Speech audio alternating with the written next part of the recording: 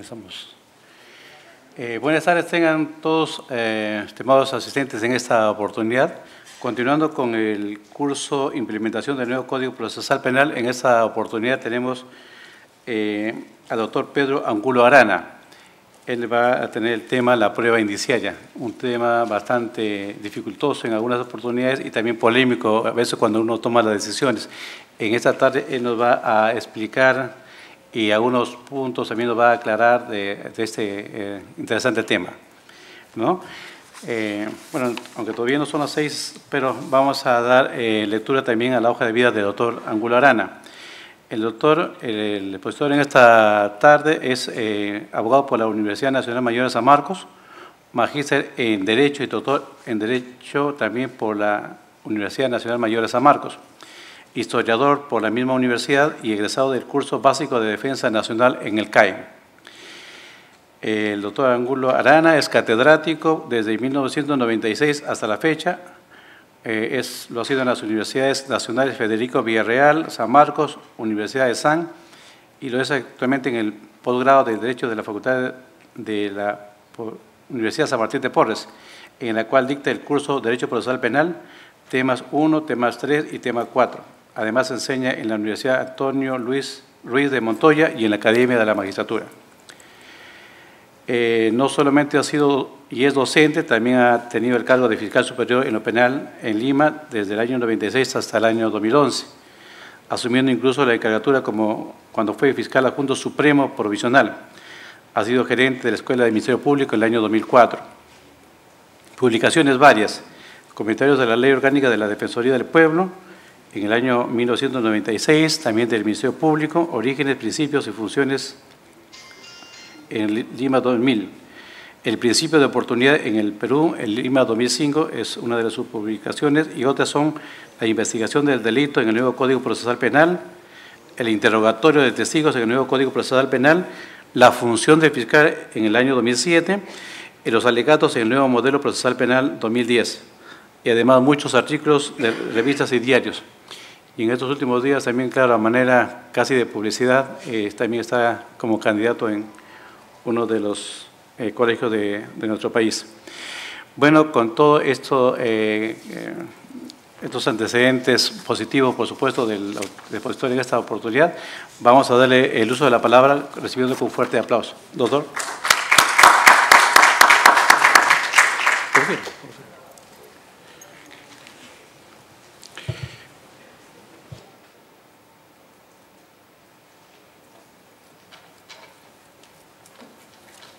Muy buenas tardes. Para mí es una satisfacción estar en este curso de implementación sobre el nuevo Código Procesal Penal.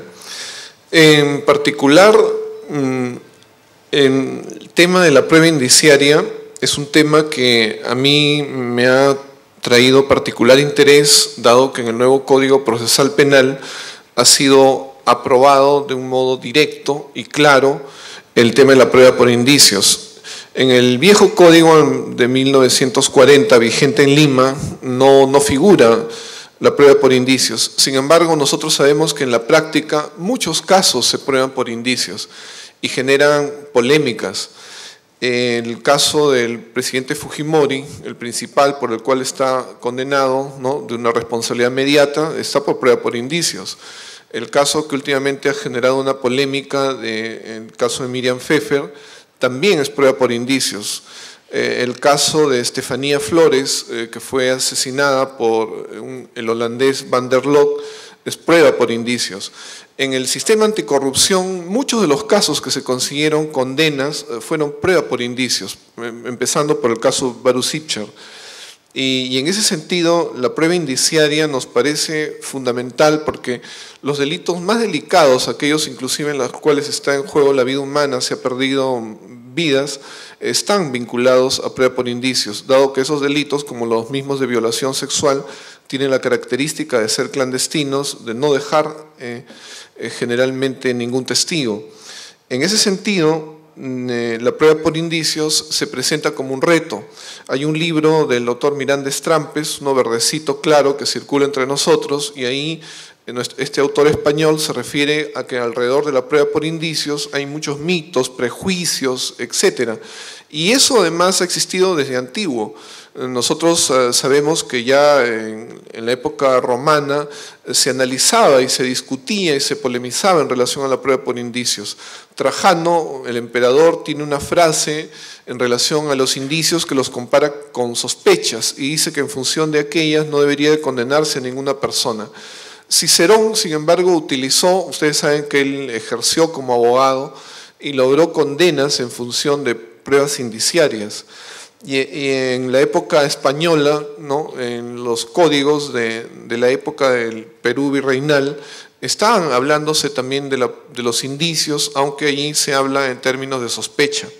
Hoy en día, la sospecha, bajo el Código del 2004, también es un término que, a pesar de ser discutido, ha ingresado en el Código. Por lo menos hay 3 artículos que mencionan el tema de la sospecha. Y al indicio, digamos, nos referimos no solamente en los artículos del nuevo Código Procesal Penal que lo manifiestan explícitamente, sino hay otros momentos en los cuales hay referencias a los indicios claras. No nos estamos refiriendo a ningún otro elemento que no sean los indicios en muchos artículos del Código Procesal Penal. Bien, si nosotros vamos a tratar la prueba indiciaria o la probanza por indicios, tenemos que referirnos elementalmente antes a lo que es un indicio. Y un indicio decimos que es un hecho conocido a partir de testigo, documento o elemento material recogido. Nosotros sabemos que la forma de conocer elementos de convicción es únicamente por esas 3 vías, ¿no? A través de un testigo, ¿no?, que puede ser presencial, indirecto, etcétera.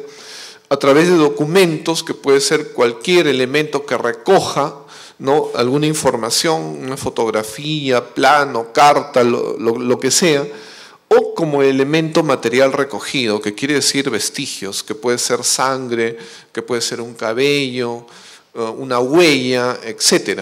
Son las únicas maneras de obtener elementos que a la larga van a convertirse en indicios. Y del indicio decimos que es un hecho o manifestación material. Siempre tiene que ser material porque es percibido. Si es percibido, es que es acogido por los sentidos humanos. De repente una persona ciega puede escuchar algo y ese algo se convierte en un indicio que puede ser base de una probanza indiciaria. Y es además este hecho o manifestación pasible de ser analizada o interpretada y puede poseer una capacidad, ¿no?, de dar a conocer algo, ¿no?, más allá de sí mismo. Es capaz de poseer significación relevante, información para esclarecer, indicar o referir un asunto más allá de sí mismo. Es decir, no solamente da información de sí, sino de otros hechos. El indicio decimos que es un dato o información que se constituye en base de las sospechas, en el sentido de sospecha cierta, sospecha vehemente, sospecha razonable, o también de las probabilidades, conjeturas, presunciones e inferencias. ¿Qué es lo que estamos queriendo decir? Siempre se ha criticado a veces que no se puede a una persona encausarla por sospechas, ¿no? La sospecha es algo demasiado deleznable, algo que carece de sentido, como para involucrar a una persona como responsable de un hecho. El tema es que la sospecha no es algo arbitrario. Lo que nosotros entendemos como que es algo arbitrario sería el instinto, la corazonada, aquello que de repente para la persona que lo percibe, que lo siente, puede tener un significado.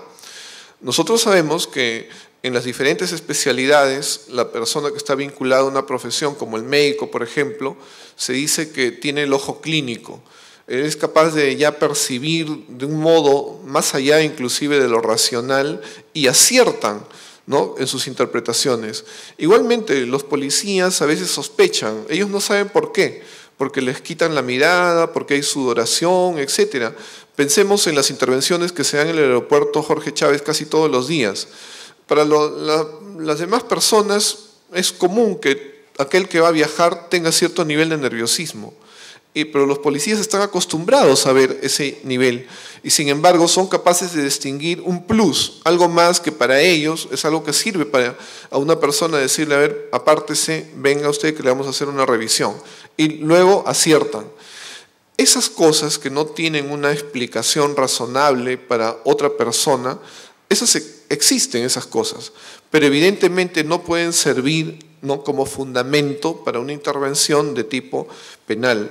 En cambio, la sospecha, si bien es cierto ha sido muchas veces criticada, tiene como base un indicio, por lo menos en lo procesal. Como figura, la sospecha tiene como base un indicio, porque hay algo detrás de la sospecha. Cuando una persona está caminando por la calle y de pronto ve que hay una puerta fracturada, la idea es que eso no es normal, que existe una puerta fracturada. Y la regla de la experiencia dice que si hay una puerta fracturada, probablemente es que alguien que no es el dueño de la casa la ha fracturado para sustraer algo. Ahí de lo que hablamos es de un indicio, o sea, un hecho, algo que es percibido, que es objetivo, ¿no?, elementalmente, y que a partir de eso se saca un juicio. Eso es nada más una sospecha. E igualmente, lo mismo van a ser las probabilidades, las conjeturas, las presunciones y las inferencias. O también la prueba circunstancial, ¿no?, entre los norteamericanos. El tema es que hay algo material, ¿no?, que informa, que da conocimiento y que señala esto es algo extraño. Entonces a partir de eso se sospecha. Y iniciarse una actividad que puede ser de investigación, ¿no? Ahora, por otro lado, nosotros debemos de distinguir que el indicio lo podemos clasificar y dividir en dos tipos, el indicio del hecho delictivo y el indicio de autoría, y a veces se confunde. El indicio del hecho únicamente me refiere que hay un hecho extraño. Si yo veo aquí esa puerta fracturada que les decía, es un indicio de que se puede haber producido un delito, y generalmente lo va a hacer, pero no digamos que no podría ocurrir algo, ¿no?, tampoco común que explique esa rotura. Imaginen ustedes que un padre de familia de pronto ha salido a botar la basura y con el viento se le cierra la puerta y sabe que ha dejado a su niño, que hay una olla hirviendo, que hay un animal que le puede ser peligroso y de pronto escucha el grito del niño o algo raro y sabe que no tiene la llave. De repente él mismo fractura su propia puerta. Podría ser una explicación para una rotura también, que no es lo común es lo otro, ¿no? Pero en este caso, por eso decimos, todavía estamos hablando de un indicio de la comisión de un delito, como muchos lo podrían ser. El indicio del hecho simplemente vincula a la posibilidad de que se haya producido un hecho delictivo. Y teóricamente con indicios del hecho que están en las denuncias, cuando uno presenta una denuncia, es suficiente que uno presente la sospecha de la comisión de un delito. Uno no tiene necesariamente que vincular a un presunto autor, eso es algo posterior. Entonces, los indicios, primero los dividimos en indicios del hecho delictivo, y de otro lado vamos a considerar los indicios de autoría. Y aún dentro de estos indicios de autoría, ya vamos a ver que hay unos indicios que son bastante simples, que podrían ser luego descartados, en cambio hay otros que son los indicios probados, ¿no?, que me van a servir para construir una prueba indiciaria. Y decíamos pues que no es indicio eso que antes hemos mencionado como corazonadas, como creencias, ¿no?, que simplemente están dentro de una persona y que no pueden ser comunicados como algo objetivo y que todos los demás comprendan, interpreten razonablemente.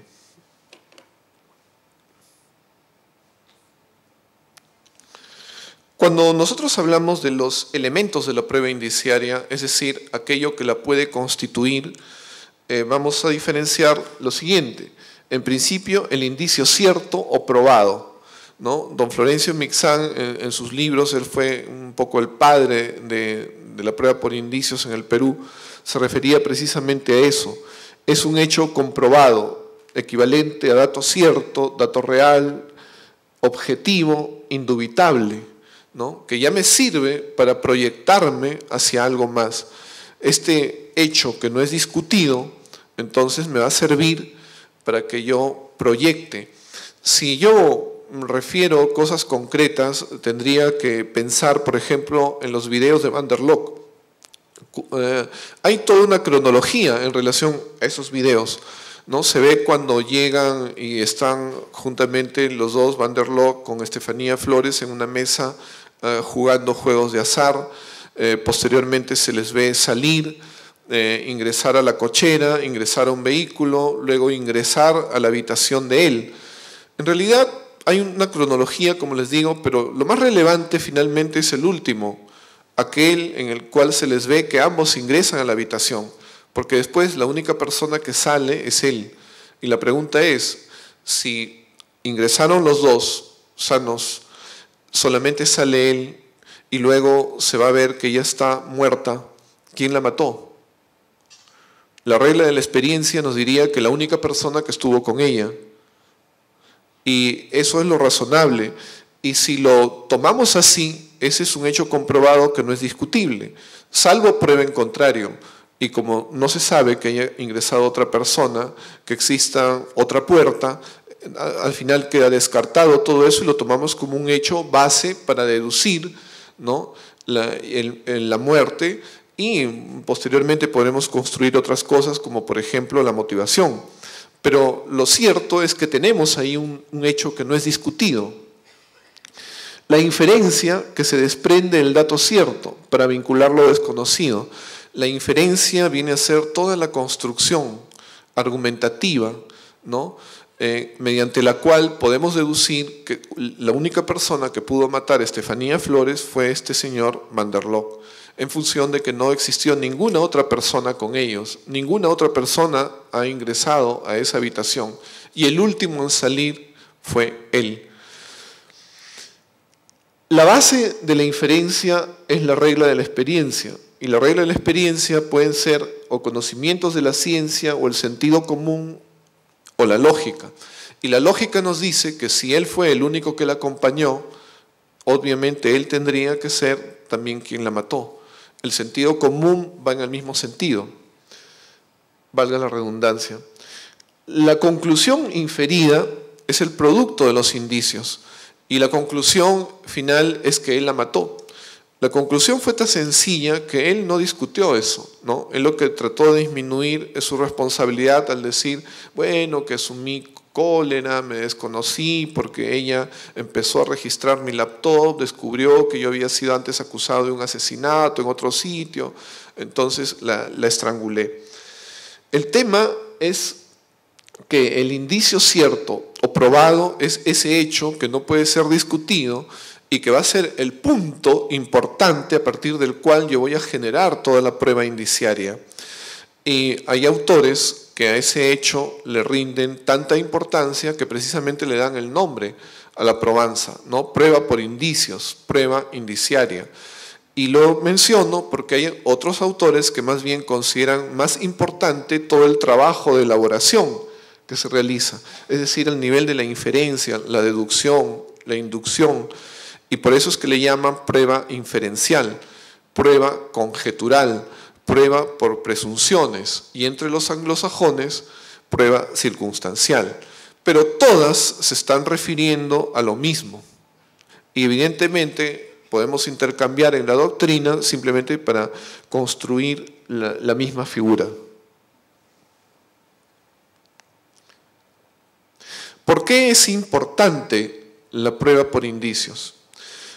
Es importante porque mediante indicios es posible demostrar la responsabilidad de modo indubitable, ¿no? Si nosotros consideramos un tema de una violación sexual que es negada por el autor, pero de pronto se encontró restos de semen o restos de sangre pertenecientes al agresor en el cuerpo de la víctima, en algún elemento material, se puede probar que él fue el autor de la violación. Y en ese sentido no es un testimonio, sino es un elemento indirecto que sirve para demostrar indubitablemente la autoría del delito.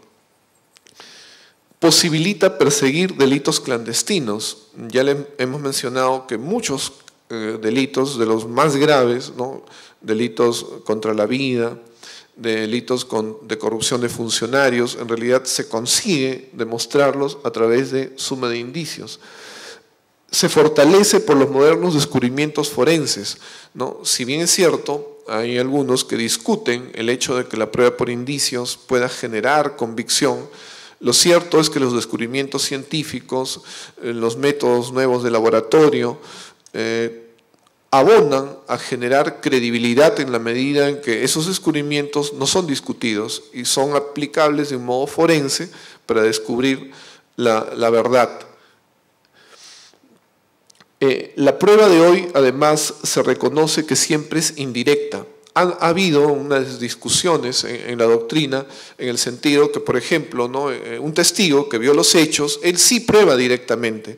Y la realidad es que no hay una prueba directa porque la probanza directa se tendría que dar delante de un juez. Y eso no existe. Siempre se va a tener finalmente que confiar o no en lo que dice ese testigo. Y evidentemente probablemente un defensor va a decir, esta persona no estuvo a la distancia como para haber observado, no es confiable porque tiene amistad o enemistad con alguna de las partes materiales del conflicto penal. Siempre se podrá cuestionar y se tendrán que generar inferencias, análisis, deducciones para que el juez finalmente decida, esta persona, a pesar de los cuestionamientos, me convence de que dice la verdad y da por probado el hecho a partir de fundamento tal, 2, 3, 4.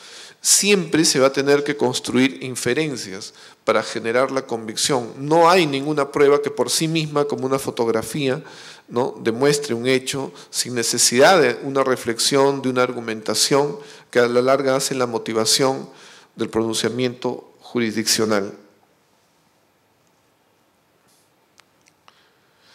Los indicios tienen varias clasificaciones. Una de ellas es el tema según los momentos en que son advertidos. Los indicios del delito en potencia, en principio la capacidad, que puede ser física, psicológica, condición de cercanía, ánimo, antecedentes, fama, costumbre. Para cometer ciertos delitos, por ejemplo, para estrangular a una persona, si la estrangulada es de sexo femenino, probablemente hay que tener cierta fuerza, pero obviamente si se trata de un hombre con ciertas características hay que tener mucho más fuerza. El tema es que el delito, una vez producido, nos refleja el perfil del autor. Nosotros, en cuanto a la capacidad, por ejemplo, recuerdo que en algunos casos, ¿no? donde tuvimos a Vladimiro Montesinos, analizábamos el tema de que él carecía de escrúpulos cuando quería obtener ciertos fines. En el caso Baruch Sitcher, nosotros deducíamos que, dado que se había suscitado un conflicto, ¿no? Baruch Sitcher había ofrecido aparentemente o siempre estaba vendiendo colchones al ejército. En un momento en que cambian de proveedor, se molesta y varios programas empiezan a analizar problemas dentro del ejército. Entonces hay una reacción, una advertencia previa, él continúa los programas que están analizando problemas en el ejército y finalmente él le quitan la nacionalidad o descubren que nunca había renunciado a la nacionalidad judía. Nosotros advertíamos el indicio de Vladimiro Montesinos en relación a que hasta esa acción de Baruch Sitcher no había habido nadie que se opusiera al gobierno ni que investigara cosas en relación al gobierno. Y la idea de Vladimiro Montesinos, entendíamos, era de generar una lección para todo aquel que se atreviera a contradecir, a investigar, etc. Y evidentemente para eso él no tenía muchos escrúpulos. Él consideraba la realización de un objetivo y simplemente se disponía a cumplirlo. Era el que tenía relación, conocía y había también participado en la colocación de algunos jueces en determinadas salas. Él lo había dicho, existía una grabación, un audio y un video que lo tenía el Congreso. En el CIN se había descubierto en las computadoras los escritos y resoluciones judiciales del caso Ibcher.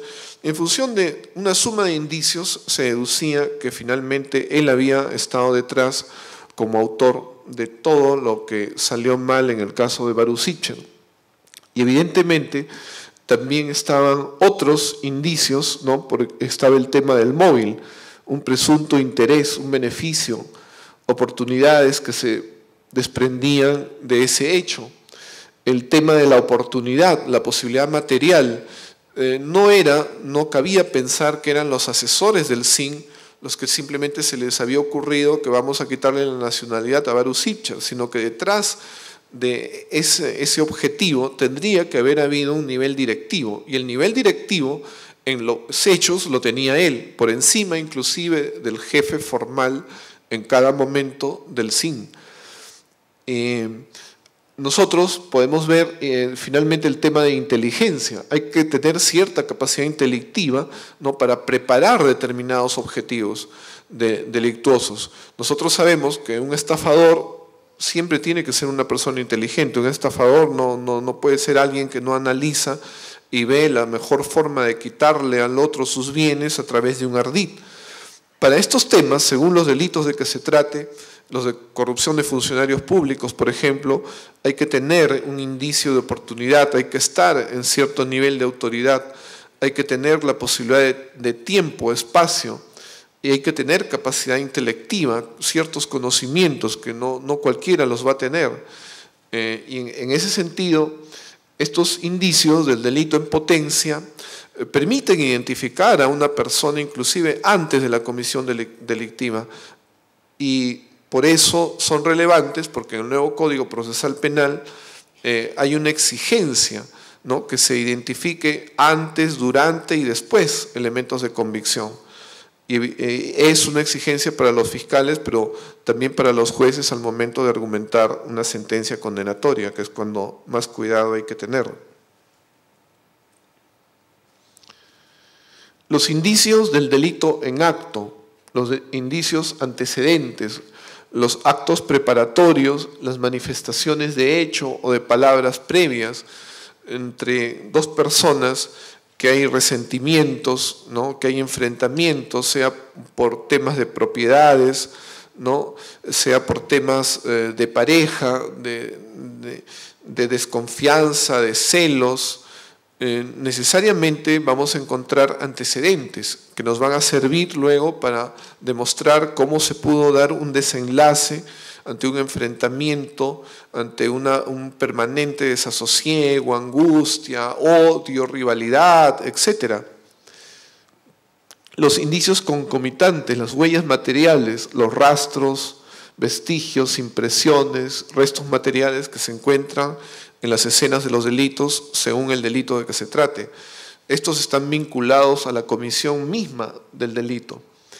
Indicios los subsecuentes o manifestaciones posteriores, la mala justificación, la fuga, el intento de soborno, actos de obstrucción diversos, destrucción de elementos probatorios, confesiones extrajudiciales, retorno al lugar, posesión de objetos, cambio económico. Yo recuerdo que antes, hasta en los dibujos animados, a veces cuando se trataba de alguna figura que hiciera investigación de delitos, se decía, el delincuente siempre retorna al lugar donde cometió el delito. Y eso parece que fuera pues algo inoperante, ridículo, ¿no? Gracioso, pero lo cierto es que en algún momento dado el delincuente no es porque tenga sentimientos de culpa, lo que tiene es desconfianza de que realizó las cosas bien o no, de que ha dejado huellas, de que algo se le quedó, y entonces empieza a buscar, no vaya a ser que efectivamente me tienen por ahí, ya sabe que tiene que tomarlas de Villadiego. Y psicológicamente hay motivos por los cuales los delincuentes retornan al lugar. Otras veces es para simplemente disfrazar su participación, ¿no? Se ha visto esto en el caso del muchacho que últimamente intervino en el homicidio de su madre, ¿no? Él estuvo ahí recibiendo los pésames, participó del entierro y después se sabe que él más bien había sido el autor.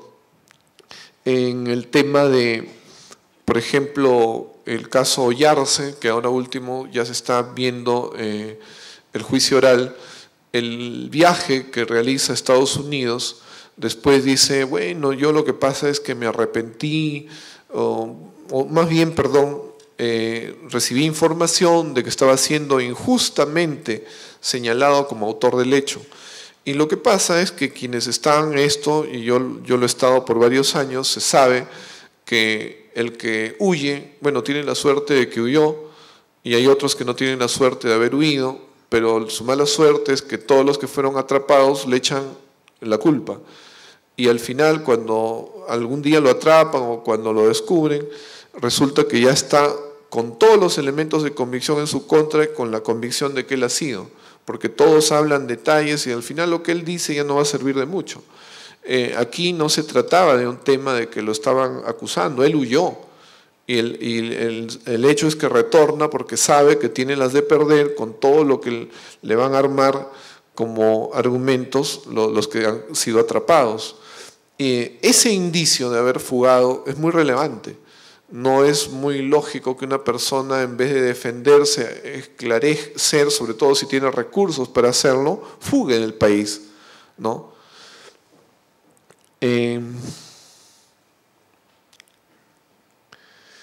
Bien, otro tema es los indicios por grados, ¿no? Los indicios leves, indicios medianos, indicios graves. Es una clasificación muy antigua que nosotros tenemos que hacer un desarrollo doctrinario, pero que lo podemos identificar de un modo lógico. Si nosotros consideramos que podríamos estar analizando el caso de una pareja de esposos o convivientes que hubieran tenido conflictos, ocurre a veces que uno de ellos, ¿no? Generalmente es la mujer, y los familiares dicen, bueno, pero siempre han habido discusiones, él le llamaba la atención, no dejaba que se comunique con nosotros, él era muy celoso. La pregunta es, ¿eso pueden servir indicios luego para señalar que el asesinato de esta mujer fuera causado por el varón? ¿De qué indicios estaríamos hablando?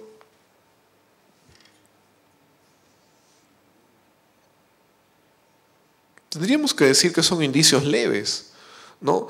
En las parejas suelen haber discusiones, hay enfrentamientos, estamos hablando en términos verbales y de repente en algunos casos se puede llegar a físicos, pero hay niveles en las agresiones físicas. Hay casos en que se dan cachetadas o se tiran cosas, pero hay casos en los cuales el varón, a pesar de que, por ejemplo, la mujer estaba embarazada, la patea en el estómago o en el vientre. Eso se da, o en la cabeza. Entonces, hay que diferenciar los grados en que se pueden presentar los indicios.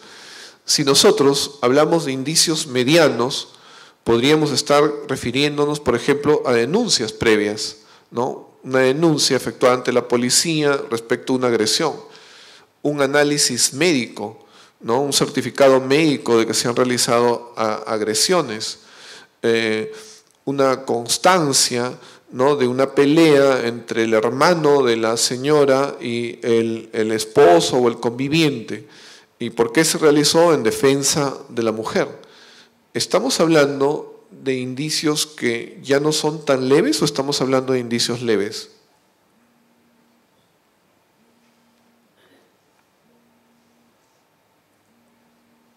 Aquí nosotros estaríamos hablando de que ya hay algo más, ¿no? que ofensas verbales. Aquí ya se llegó a un nivel físico y evidentemente se puede ver de qué nivel y dónde se dirigen las agresiones, ¿no? Es diferente golpear en las piernas o en los brazos que golpear en la cabeza, en el vientre, ¿no? El grado de las agresiones uno puede saber qué es lo que se va a desprender de este nivel de agresiones. Ahora, si nosotros consideramos los indicios graves, imaginen ustedes que ya se produjo un homicidio y de pronto llega asustado cuando está ya la policía analizando la situación del cadáver, el esposo. Y dice, ¿qué ha pasado? Bueno, acá se ha cometido un asesinato, yo no sé nada porque yo he estado fuera. Y de pronto se advierte que en él más bien hay algunos arañones en su cuello. ¿Y esto qué pasó? No, que yo he estado fuera. Y en sus zapatos de pronto se advierte sangre. Y esa sangre, luego de los análisis, resulta que pertenece a su mujer. Si nosotros tenemos el testimonio que él dice, yo he estado fuera, que no sabía, y de pronto aparece arañado y aparece en sus zapatos sangre perteneciente a su mujer, ¿de qué indicios estamos hablando? Estos indicios ya son graves. Lo cierto es que prueba indiciaria se puede construir por indicios graves en un mínimo de 2, ¿no? Pero también se puede construir por indicios medianos, en una suma vasta de indicios medianos, concordantes, etc. La idea es que con indicios leves no se puede construir una autoría. ¿Por qué no se puede construir? Porque hay muchas personas que podrían ingresar dentro de lo que es la discusión contra una persona. Hay muchas personas que podrían discutir con otra, que inclusive podrían llegar a agresiones mínimas, más allá de lo verbal. Y no es suficiente eso como para incriminar. Otra cosa cierta es que los indicios tienen que ser analizados en función de las circunstancias, ¿no? Digamos, un indicio de capacidad física no es muy relevante si hay 4 que tienen la misma capacidad física para agredir a una persona y motivos además para haberla agredido, por ejemplo, asesinado. Si hay solamente una persona que tiene esa capacidad física, ese indicio ya es más relevante, lo incrimina más. Pero evidentemente no basta un solo indicio, tienen que ser combinados con otros. Lo que quiero decir es que la presencia y la gravedad de los indicios siempre se circunscriben a los casos concretos. No van a pesar en todos los casos del mismo modo, ¿no? Hay que considerar la posibilidad de que pueden ser varias personas que cumplen, ¿no?, un mismo indicio de presencia física, por ejemplo. Entonces, si 4 en el lugar de los hechos, mi pregunta es ¿por qué podría decir que fue uno y no los otros? Tendría que tener otros indicios que lo hagan, ¿no?, más importante como sospechoso, ¿no?, respecto a los demás. Siempre debe tenerse en consideración también otro problema. A veces hay indicios que son de un mismo tipo y sin embargo aparecen sumándose o los suman, ¿no?, considerando como que fueran indicios diferentes, ¿no? Si una persona vio ingresar a Van der Lok en la habitación de Estefanía Flores, puede ser, pregunto, más relevante que el video donde se le ve ingresar. El video es más categórico, el otro podría estar mintiendo, de repente haberse confundido. Sucede que a veces se suman indicios que no deberían de sumarse porque pertenecen a la misma calidad, solamente son indicios de presencia física y no de otra cosa. Hay otros que son indicios de capacidad, ¿no?, indicios de capacidad psicológica. Para cometer cierto delito hay que tener ciertas características. En este caso, el chico que mató a su madre, luego se ha revelado, y ustedes habrán escuchado, que más o menos ha ingresado dentro de lo que se supone es digamos, una especie de formación en violencia, porque se ha escuchado que cuando se reunían con su pareja, dice que empezaban a matar pajaritos, ¿no?, empezaban a torturar animales, es algo que les agradaba, y eso, dentro de la evolución del delito de los hechos de sangre, es precisamente una característica de las personas que terminan matando a otras, ¿no? Empiezan torturando animales. Aquí lo que diríamos es que se ha producido una rápida evolución en esta persona, no apenas se juntó con su pareja. Y eso en la doctrina y en los estudios de criminalística también se sabe. Hay momentos en los cuales se encuentra la pólvora con la dinamita y estallan, ¿no? Y tienen que tener ciertas características para que se unan en un derrotero de conductas.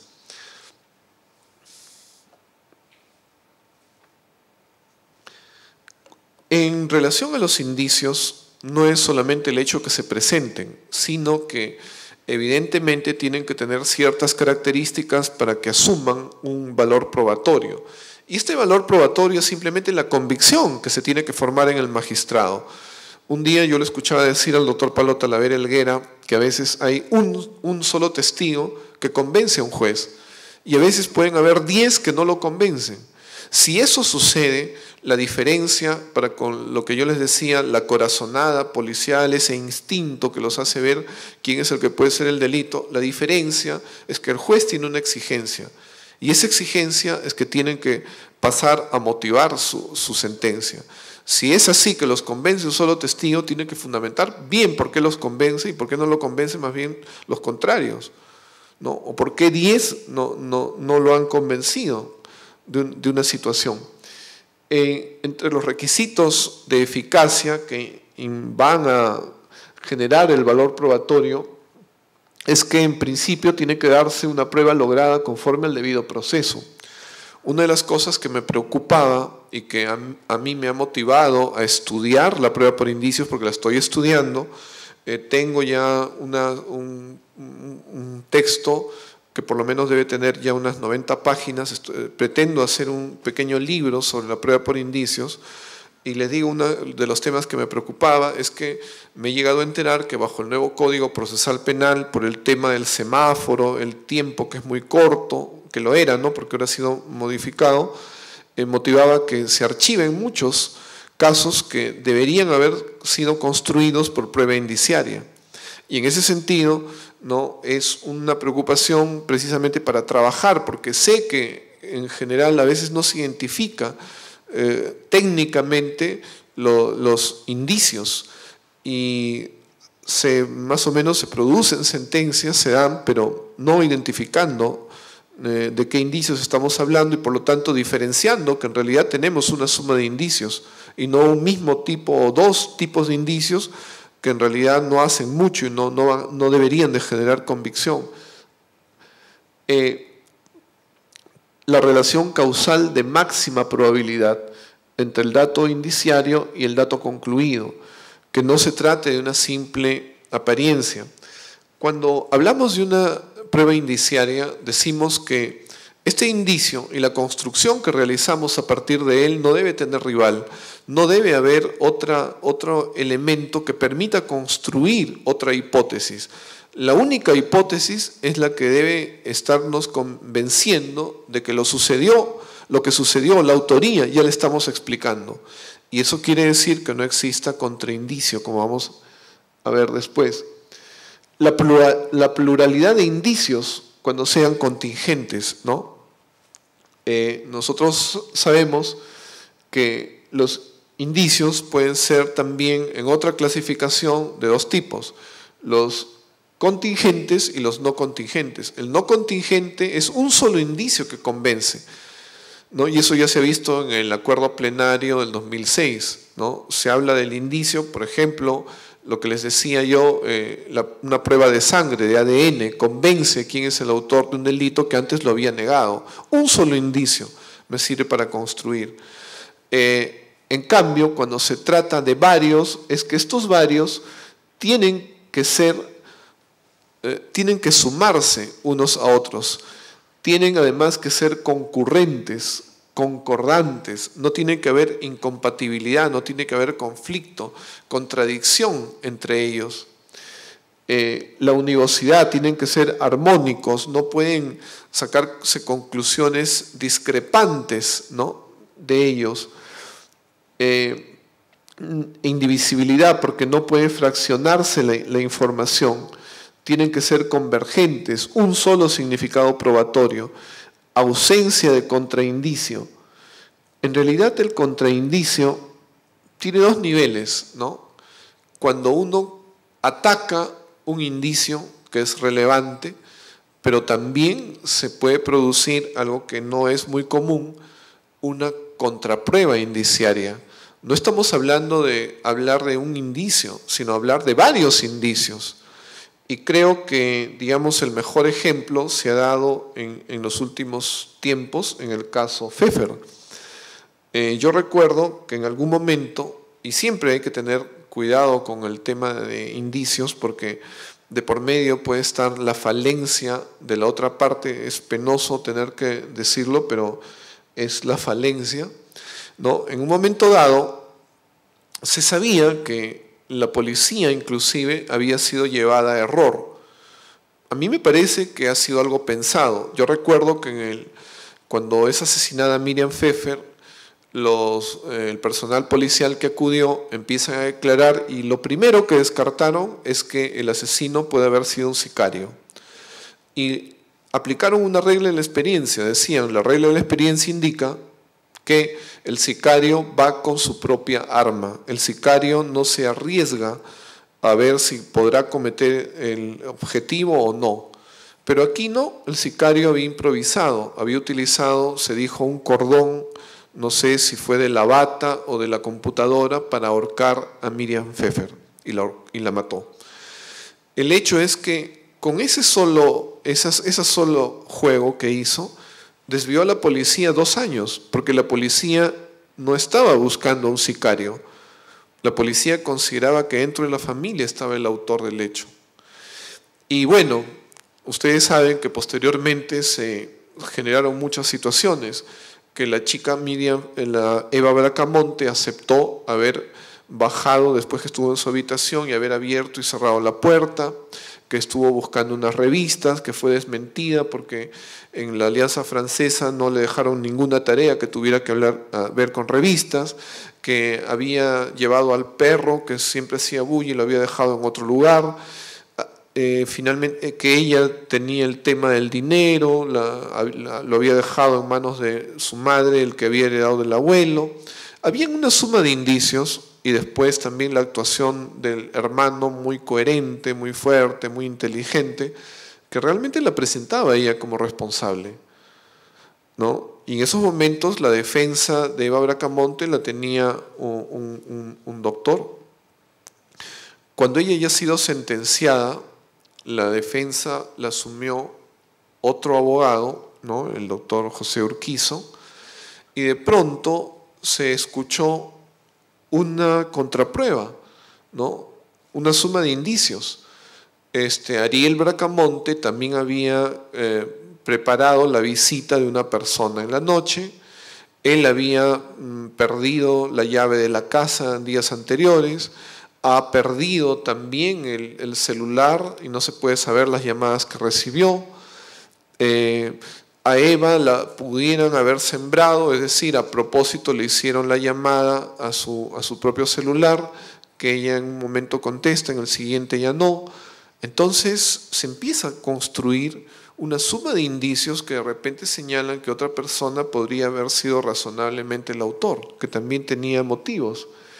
Entonces, estamos hablando de acá de un contraindicio muy fuerte, ¿no? Que va generando elementos de convicción razonables y que invitan a considerar esa posibilidad y que ya no es como antes. Por eso les decía, en relación a indicios, uno tiene que conocerlos, porque si uno no los conoce, uno puede estar perjudicando, inclusive cuando defiende, perjudicando cuando uno ejerce como fiscal o perjudicando cuando uno es juez. La idea, si uno maneja los conceptos técnicamente, entonces uno sí va a estar en presencia de varios indicios concordantes, convergentes, sin contraindicio, etcétera, y por lo tanto va a tener tranquilidad de conciencia, aunque tenga que dar una condena muy grave.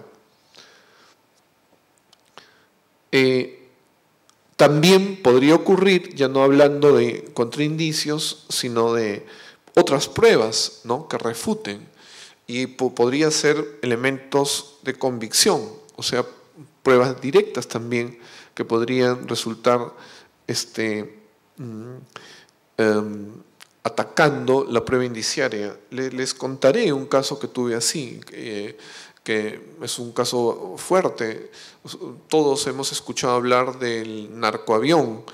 En el caso del narcoavión, ¿no? El avión presidencial donde se había acomodado en el carenado cocaína, habíase dado ya un proceso y se había condenado al piloto, al copiloto, a todos el personal que hizo el arreglo del avión para que pueda volar, etc. Y posteriormente, pasado algunos años, alguien sugirió que detrás también podría haber estado Vladimiro Montesinos.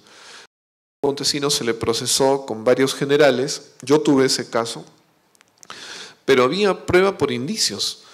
Y las 3 personas, los 3 testigos, eran testigos indirectos. Y ocurrió que a lo largo del proceso, los 3 testigos indirectos fueron desmentidos por las personas que supuestamente le habían dado la información. Y uno había muerto. El que había muerto había sido una persona que trabajaba para el dueño de Aerocontinente, Ceballos González, y había declarado en su contra. No se podía pensar necesariamente que hubiera muerto, porque los otros además estaban vivos, por haber incriminado indirectamente a Vladimiro Montesinos. El tema es que yo evalué y yo pedí un sobreseimiento. La sala estuvo de acuerdo y sobreseyó, se elevó a la Suprema y en la Suprema consideraron que se debía ampliar. El motivo eran 3 declaraciones. Para mí eran deleznables, no se iba a obtener nada nuevo. Una de las declaraciones era de Laura Bozzo. No sé qué Laura Bozzo qué podría haber dicho, ¿no? Pero bueno, el año pasado ese caso fue archivado. Y bueno, fueron 2 años más de actividad cuando habíamos calificado que ese caso no iba. El tema es que también a veces la gente se siente un poco presionada por los medios, por qué dirán, y no se asume posición. En tema de indicios es claro que uno tiene que, o los tiene o no los tiene. Bien.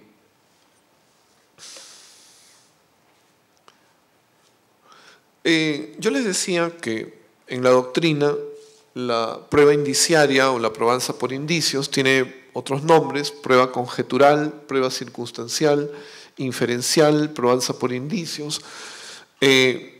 Todos esos nombres están denominando a lo mismo y doctrinariamente se le puede utilizar, digamos, las conclusiones, la jurisprudencia, la casuística, porque finalmente es lo mismo. Como les decía, en algunos se considera que es más valioso el punto de partida, que es el indicio, y en otros se considera pues que lo más importante es la inferencia, la conjetura, el trabajo argumentativo hecho al final. Pero eso es relativo, ¿no? Tanto como el nombre entre los anglosajones, que se basan en las circunstancias, que son hechos circunstanciales, ¿no? Alejados del hecho principal, pero que sin embargo me sirven para hacer deducciones y encontrar a un presunto autor del hecho. En el nuevo modelo, en el artículo 158.3 se dice: la prueba por indicios requiere que el indicio esté probado, ¿no? Y hablamos del indicio probado, objetivo, cierto, indubitable, que la inferencia esté basada en reglas de la lógica, la ciencia o la experiencia, ¿no? Puede ser disyuntivamente cualquiera de ellas. Y sé que cuando se trate de indicios contingentes, estos sean plurales, concordantes y convergentes, así como que no se presenten contra indicios consistentes. Esta construcción es magnífica, lógica, la hizo el maestro Florencio Mixán, que estaba en vida entonces en el proyecto Huanchaco, y fue tomada por el Código Procesal Penal del 2004 y se encuentra vigente. Yo recalcaría que en el nuevo código, en el artículo 279,1, se ha considerado que ante la presencia de indicios delictivos fundados se posibilite una detención preventiva. Y esto a mí me parece relevante porque ya estamos hablando de indicios, de suma de indicios que motivan una prisión preventiva. Igualmente, en el artículo 336,1 dice que ante indicios reveladores de la existencia de delito se posibilita el inicio de la investigación preparatoria. Hay casos en los cuales van a haber elementos de convicción, pero acá también se está diciendo, ¿no?, indicios reveladores de la existencia de un delito. Y no estamos hablando ya de que se esté incriminando a una persona en concreto, estamos hablando solo del delito en sí mismo. Evidentemente, una exigencia de la investigación preparatoria es que por lo menos se señale a alguien. Hoy en día, el fiscal tiene la responsabilidad de dirigir la investigación y en ese sentido le corresponde bien diferenciar entre lo que son elementos de convicción y elementos indiciarios para, en ambos casos, poder realizar una investigación preparatoria. Bien, nosotros hemos llegado hasta aquí. En realidad ya hemos hecho un poco más de investigación. Me siento, la verdad, muy contento de que se trate ya de estudiar el nuevo Código Procesal Penal. No sabemos si empezará a regir el próximo año, pero definitivamente hay que preocuparnos de los temas del nuevo modelo procesal penal. Particularmente yo lo voy a seguir haciendo en este tema de la prueba por indicios y ojalá más bien que con la anuencia de la Corte en su momento pues podamos hacer la presentación del libro aquí y discutirlo más en detalle. Por haberme escuchado, muchas gracias.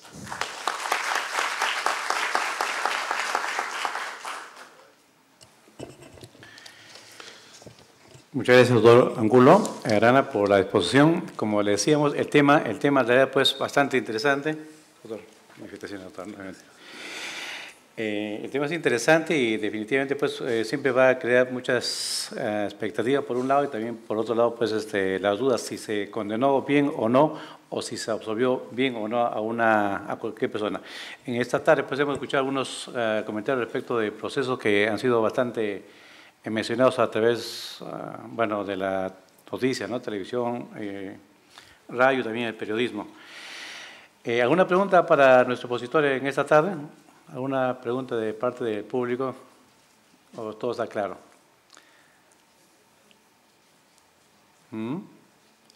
Depende de otro tema. Acá, ¿sí, doctor? ¿Quiere decirse que si hay indicios que se les indicaba a la hija como la vecina, porque no le dieron las clases de francés, no sacó al perro? También se puede generar, el abogado defensor puede crear otros indicios que contravayan a esos mismos indicios. Ya, gracias por la pregunta. Lo que sucede, en principio los indicios tienen que ser objetivos, no es cuestión de que se creen. Lo que sucede es que uno tiene que fijarse en ellos, uno tiene que tener el ojo para descubrirlos. Y eso quiere decir estudiar las escenas de los delitos, particularmente en los hechos criminales. Yo les invito a considerar, por ejemplo, ¿no? Para más o menos dar un símil. Ustedes saben que Agatha Christie ha sido una autora de novelas de tipo criminal, igual que como podríamos ver en Sherlock Holmes. Y ustedes, si han visto la película o han leído alguno de los libros, sabrán que todas esas novelas en realidad se basan en precisamente encontrar al autor de un hecho, que generalmente es un homicidio. Y hay 10 sospechosos, 8, 7 sospechosos. Todos han tenido la oportunidad de matar. Todos tienen una motivación para haber matado. Todos ganan algo, ¿no? Y no fueron vistos en algún momento. Podrían haberlo sido. Esa es toda la historia. La historia de esas novelas termina cuando el héroe descubre al autor, ¿no? Vía una deducción lógica, etcétera, señala a una persona. En realidad, en los casos penales empiezan cuando al fiscal, y generalmente ha sido la policía la que ha realizado todo ese trabajito, le señalan a un presunto autor. Así llega el atestado, ¿no? Señalando a una persona. Uno se ha perdido todo el resto. Ya viene una persona señalada y hay que ver si esos elementos que la señalan tienen algún peso o no. O de repente podría haber sido otro. Uno empieza un poco a retroceder. Pero lo cierto es que hay una suma de elementos que son los que me señalan una persona. Nosotros no hemos estado en la escena, no sabemos quién fue. Reconstruimos. Y en función de una reconstrucción, lo que parece lógico, certero, y salvando una situación, porque a veces nosotros uno ve en las películas, y probablemente en la realidad también se da que cuando se da un delito hay una exigencia para que se aclare el hecho, para que salga un responsable. El tema no es encontrar al que estuvo más desubicado, que no ha sabido explicar porque es nervioso y que lo agarramos. No se trata de encontrar un chivo expiatorio, se trata de encontrar a un responsable penalmente. Y un fiscal sabe que va a tener que pasar la valla del juez, lo tiene que convencer. La policía a veces tempranamente sale señalando acá tenemos un presunto autor. Sabemos que bajo el Código del 2004 no lo pueden hacer, pero en Lima no rige y a veces en la pantalla en la noche vemos que la policía está presentando a un presunto autor de un hecho como culpable. Pero sabemos que con lo que presenta la policía no necesariamente vamos a ir a convencer a un juez en la situación de un fiscal de que ya tenemos un presunto autor. Hay que examinar detalles, hay que ingresar a hacerse uno mismo, ¿no? Ponerse en la condición del juez si es que va a aceptar los elementos de convicción que uno le va a presentar. Solamente en esos casos, si es que lo va a aceptar, tenemos un caso. Y en ese sentido, siempre pueden haber elementos que señalan a una persona, pero hay algunos que son deleznables y tenemos que centrarnos en aquello que ya no nos genera duda. En el tema de Eva Bracamonte, yo lo que diría es que, ¿qué pasó? ¿Por qué su defensa anteriormente no se dio cuenta de todos los elementos de convicción que también contrapesaban y podrían señalar a otra persona como autor? Estaban allí, sin embargo no se analizaron. Eso tiene que ver también con las estrategias de defensa. La tradicional defensa en el Perú ha sido no hacer una contrateoría, no pretender buscar a otra persona responsable, sino simplemente señalar, mi cliente es inocente, pero el 10 lo han visto, están diciendo, le encontraron sangre, es inocente, todo se confundió. El perrito se apostó en la sangre, luego vino, lo acarició y le manchó pues el zapato. Se generan las más increíbles. Ahora, no es un tema del Perú. Yo recuerdo que en Holanda, creo que hace un año, se hablaba de un caso, ¿no? Supuestamente un holandés había llegado a la playa, es una playa de nudistas, y entonces dice que vio una chica muy simpática y empezó a dar unas vueltitas alrededor. En una de esas dice que se tropieza y se cae y la terminó violando. Entonces dice que fue que se tropezó. Y bueno, a nosotros nos parece bastante increíble, ¿no? Pero eso es su estrategia de defensa, decir que se tropezó y que por eso es que la violó. Creo que bajo el nuevo código hay una invitación a ser más técnicos y no siempre estar tratando de sustentar de todos modos inocencia, a pesar de que nada lo diga. Y en ese sentido uno tiene que generar las posibilidades de ver el estándar de prueba, y el estándar de prueba me puede llevar a considerar que hay alguna otra persona que puede ser también señalada razonablemente como presunto autor. Para la defensa es más sencillo, ¿no? El fiscal es el que está obligado en todo caso a construir algo suficiente, ¿no? Que genere certeza en el juez. Muchas gracias. ¿Alguna otra pregunta? En estos días también salió, creo, ayer o anteayer, la noticia de que este señor que lo habrían capturado por, bueno, llamado, entre otras cosas, el cortanalgas, también lo habrían asuelto, no obstante que estuvo bastante tiempo en cárcel, ¿no? También por indicios, algo así. Indicios, claro, pues no había un elemento directo. Contundente. ¿Alguna pregunta del público? Puede ser porque es viernes ya, ¿no? La pregunta es a qué hora termina el asunto, Bueno, el tema interesante, ya se ha tocado casos bastantes, el caso de Fujimori, Pfeffer y otros más. Doctor, la Comisión de Capacitación del Área Penal le agradece, y también en esta oportunidad, pues como portador del caso del doctor Aldo Figueroa Navarro, presidente de la Comisión, el doctor Iván Sequeiro, presidente de la Corte, y también el doctor Domínguez Aro, director del Centro de Investigaciones Judiciales. Para mí es un honor entregarle al doctor un diploma. Doctor, muchas gracias. Y que sigan los éxitos también en su postulación en esta institución. Bueno, siendo así, damos por concluido este tema de seminario, pero también aprovechando para invitarlos para la próxima, les digo, la próxima sesión se va a realizar el viernes 6 de diciembre.